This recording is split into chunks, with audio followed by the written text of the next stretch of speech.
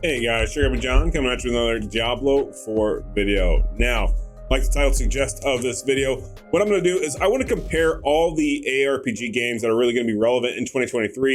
I want to talk about what makes one different from the other. What kind of tier list would I put them in? How in depth are they? And does Diablo 4 stand a chance against the current ARPG meta that is, well, today?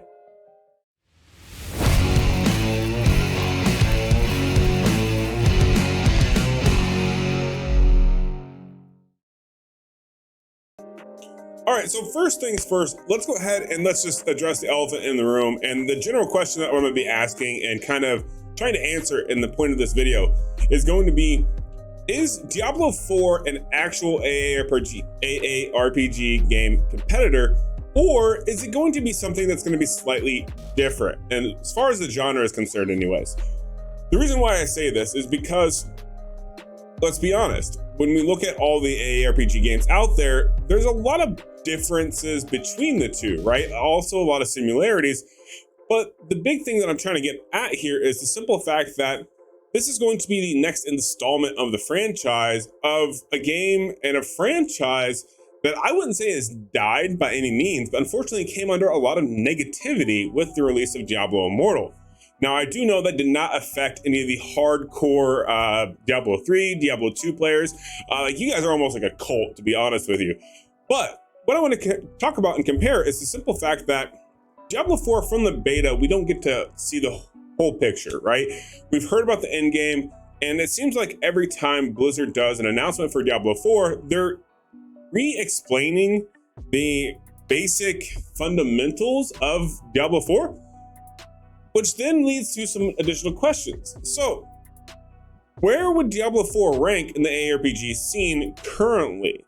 So when we talk about, okay, who holds the title? Who holds number one when it comes to ARPGs? The first game that comes to my mind is Path of Exile. The reason why is because Path of Exile is probably the most, I wouldn't say the hardest ARPG. I mean, don't get me wrong, it's hard. If you guys haven't seen that skill tree, if you haven't tried to make your own build, 6-link a chess piece or a weapon, oh my God. It is definitely cumbersome. It's hard. It's got a lot more mechanics and a lot more depth to the game. However, it also offers the most diversity for general players, right? It has the most replayability. In a league, when you start a league in Path of Exile, you can do Delve, you can do the league mechanic, you can go for the Uber bosses, Sirius, Maven, so on and so forth. Obviously, you have to do mapping all the way up to tier 16, red maps, blah, blah, blah, blah. There's a lot of avenues you can kind of take in different parts of the game that you may enjoy more, like especially if you're like a heist player, right? You're always going to love Path of Exile because they always change, they're quick, they're really quick runs, so on and so forth. That game itself, I would say, is number one just because of the amount of content and depth that it has, and the simple fact that every league they switch it up with either a new league mechanic and a rebalancing of skills. Not even so much a balancing, but they will just generally tweak a skill to make it less powerful, more powerful, to kind of reinvent or re-steer players' builds, so that way it gives them something fresh to play. That is why I would rank Path of Exile as number one on the list for ARPGs. Now, when we start looking at other ARPGs, there's a lot of other ones out there. There's like Wolfenstein, there is Diablo 2, Diablo 3, there's Last Epoch, there is, I can't believe I should have wrote all these down. Oh my God, I literally just said all these in my head just a few minutes ago. It's cartoony, it just came out, it was god-awful the same time it came out as Diablo Immortal. They said it wasn't going to be pay to win. It turned out it was, and they lied to literally the entire community. Game didn't even turn out that great. Then there was like Undecember. Undecember was not terrible. And a couple other general games. Like I almost put like Lost Ark in that kind of category a little bit as well. I mean, it's not so much ARPG as it is like MMO, but it's kind of like a crossbreed, which is kind of what like Diablo 4 is trying to achieve. But there's a lot of them out there. And given that Path of Exile is number one because of the replayability, the amount of complexity, the amount of content it has, I would say number two, honestly, is going to be Last Epoch currently, just because D4 hasn't come out. And the only reason why is because Last Epoch offers a slightly different aspect of play when it comes to ARPG games, right? It's not as fast as Path of Exile. It's not as cumbersome as Path of Exile with the skill trees and linking your gems and your builds. However, it still has a lot of diversity and complexity that could be had and changed. The crafting system is a lot more simple, but adds a nice, refreshing system, so to speak, where you do have a good mixture of min-maxing, doing custom builds. They just added co-op multiplayer to the game, and also they added where basically they're going to have a trade league now, which is going to be awesome, which was something that they actually listened to the community on, because I was going to cover that game up until I talked to the developer, and they're like, yeah, no, you're never going to be able to trade in Last Epoch. And I was out, because in my opinion, if I'm going to play a game like that, I want to play the economy. That's the kind of games I enjoy, right? That's an aspect of an ARPG that I do enjoy. Now, fast forward to, so that's number one. Number two, now where does that put Diablo 4 as far as relevance to those, right? I don't want to sit there and go and try to pick, okay, which one's better, D3, D2, because they both have almost like a cult-like following. And is Diablo 4 going to necessarily replace that following? Now, the difference in the matter is the simple fact that Diablo 4 is, I would say, more of a hybrid game with the ARPG aspect in mind. Obviously, they are mixing some MMO aspects of it. And it's going to be kind of a first of its kind in the Diablo franchise, right? There's some similarities to D3. There's some similarities to D2. However, overall, in general, it's not a clone or a copy of either, and it's kind of its own brand and uniqueness, right? They've added a new complexity with the skills, even though slight miss, they could have done more, right? They could have done more, but they did add a little bit more complexity, a little bit more diversity with their builds. Even then with the Paragon system is going to have boards. So each board is going to give you a different modifier, which then allows you to unlock a better build, so on and so forth. The hardcore aspect of D4 is going to be a lot different, because it does not look like we're going to have any save your butt skills like on D3, where D3, you could always have that one skill that would stop you from dying, and then as soon as it procced, you portal out, you get out of there, whatever the case may be, so that way you don't lose your character. That's not going to be in Diablo 4. They've already confirmed that. So there is going to be some differences, and I feel like that part of it is going to allow Diablo 4 to actually compete with Last Epoch, compete with Path of Exile. And I know some of you will probably watch this and go, John, why are you even talking about Last Epoch? The game hasn't even formally launched yet. You're not wrong. The game started to launch back in COVID times. However, they've been working on such developments with it that it's come a long way. And they're actually working with content creators to help influence the game to make it better. And that's why I say they can be a competitor in this aspect, is because they are taking community feedback and implementing it pretty flawlessly, honestly, which makes them the number 2 competitor. Because how did Path of Exile start, which was your number 1? It started as a group of guys in a basement, very few developers who created this game with the envision of a free, best ARPG game they could do, because D2 wasn't getting revamped, so on and so forth, right? So that makes them a competitor. D4 is backed by Blizzard, a massive amount of developers, a lot of time, a lot of effort really has gone into it.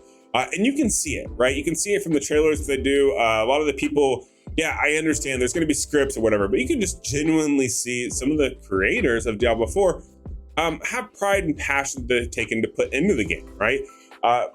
Luckily for us, they are going a new path with the Diablo franchise. It's slightly different than D3 and D2, but it at least allows for another niche of gameplay, other than if you are someone who plays like Path of Exile, Last Epoch, Wolfenstein, all the other, whatever that is, all the other ARPG games out there. Like if you play those, at least D4 offers you something slightly different. It seems more like D4 is going to be generated more towards the casual player, which I think makes D4 a solid number 2 or number 3 competitor when it actually releases. I can't, even though I'm going to be covering D4, I can't say it's going to be the best ARPG game out there.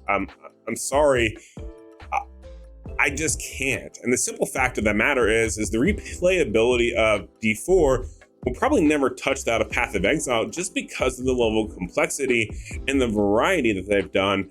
And Blizzard was a little bit behind when it came to that. So it's not like they're going to copy it, right? They don't want to copy it. They want to stay original to their own branding. So the replayability really is going to come with your gear, so to speak, and dungeon farming, so on and so forth with D4, and not the different segments like in Path of Exile. But I do believe because it is built more for the casual gamer, as you get a lot of the newer generations, as you get a lot of even my own generation, I think technically I'm a millennial. I was a 90s baby, I was literally born in 90. Our generation, we're getting to the point now where we're adults, we've got kids, we have families, and we don't have as much time to play games. We don't have as much time to go hard on it, but we're still playing video games. I can actually speak from experience. My now wife works at a veterans home, so she works with and helps other people, right, and other veterans. And even then, she's mentioned that a few of her residents actually play video games while they're in the nursing home.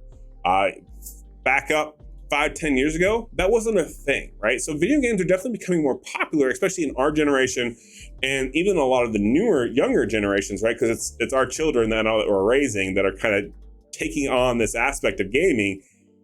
So what happens when you have that type of influx? You really do need a game that captivates and captures that audience who maybe they're not as hardcore. Path of Exile is something that's for a hardcore gamer. Last Epoch is for that player that is like, they want hardcore, but they don't have that skill level, and they want something that's kind of just scratches their itch, gets them kind of like tipping their toes into some complexity, but not full blown, right? And then there's going to be Diablo 4, which is going to be more based for the casual player. Obviously, build diversity is going to be a little bit more than what it was on D3, which is going to be refreshing, and crafting is going to be better than it was on D3, in my opinion. But it still appeals mostly to the casual gamer. Now, take this with what you will and what your own philosophy and your own thought is on what Diablo 4 will be, what it can and cannot be, right? Obviously, only very few content creators can say, yeah, this is exactly how this goes. All of them are under NDA, like Riker. Some of the Max Roll guys get to play before the beta. You hear them brag it up a lot. They, oh yeah, we're going to be the experts. Who cares, for one? But they can't tell us exactly how the end game really felt. Now, Riker was able to leak a little bit of information with his recent gameplay, right, where they locked him in a corner and he got to play D4. Totally jealous of him. Great on him. He deserves it. He's a stand-up guy, great content creator. Was really happy to see that for him. And he was able to elaborate a little bit on the balancing of player builds, respecking, getting into the dungeons, the capstone dungeons that you have to beat to move into the next section, like the nightmare difficulty, which is going to be what almost everyone's going to be going for, right? And it was kind of nice and refreshing to hear that he did struggle just a little bit. Now, he did, full disclaimer, he's not a god gamer, neither am I. I'm going to represent more of the casual player. I think everyone who watches my content kind of understands that I am more of the casual. Like, I'll do a lot of math, I'll do a lot of spreadsheets, I'll do a lot of the engineering things, which is how my brain works. But I'm definitely not the god tier gamer. And he flat out pointed out that he had fun testing, playing this, and theory crafting, and tweaking stuff little by little to kind of beat these. And I think that's going to appeal really well to the casual gamer, more so than it will the hardcore gamer who's going to already probably min-max everything, right, when they're going, because they are such a hardcore gamer. So I do feel like Diablo 4 is going to appeal more to the casuals and probably rank within the top 2, top 3 of the current market of ARPG games. Now, who's to say that another company, another developer doesn't come along within the next year or two and kind of knock them off the pedestal? I truly don't think that could happen. I think Blizzard would have to really screw up to end up with something like that. I mean, look at the popularity of D2, D3 still to this day. There's the player base. It's there, right? It's already established. People who love the Diablo franchise love the Diablo franchise. People who love the Path of Exile franchise, they love that one, And then you get the mixed ones, right? So overall, in general, I do believe that Diablo 4 is going to be able to compete with the other games. I don't think it's going to be better than all of them. And I think anyone who kind of says it will be, you may be living maybe on cloud 9, and you kind of got to come back to realistic expectations of what the game is, who the target audience is, and in general, how the game's going to be played. Also, each game is for each person. I could be talking a whole lot of nonsense to a lot of you out there who are like, No, D4 doesn't have the complexity. It's not a good game. It's not gonna have any end game, blah, blah, blah, blah, blah. Or you could be the opposite spectrum. Like, I don't know, man, D4's got way too much going on. Like, I just wanna like, you know, have a couple of drinks, chill, not do anything, right? There's all those wide spectrums, and everyone should always take anyone's opinion with a grain of salt and kind of, you know, use it to weed out the BS. Believe what you want to believe, take in what you want to take in, and at the end of the day, have fun. We're talking about video games here. We're not talking about real life. This is legitimately a game to play in your pastime or make a career of if you are a content creator watching this as well, right? But in general, guys, the message I'm trying to give you is I do think Diablo 4 is going to compete. I don't think it's going to be the best, but it definitely will be top 2, top 3 in the ARPG scene as of 2023. We'll probably revisit this topic next year to kind of see a year review of like, okay, well, games have been out. Where does it rank now? Is it still up here? Is it up here? Is it down here? Did they just bomb it? Did they kill it? You know, what have they done to change it? We'll definitely revisit that for sure.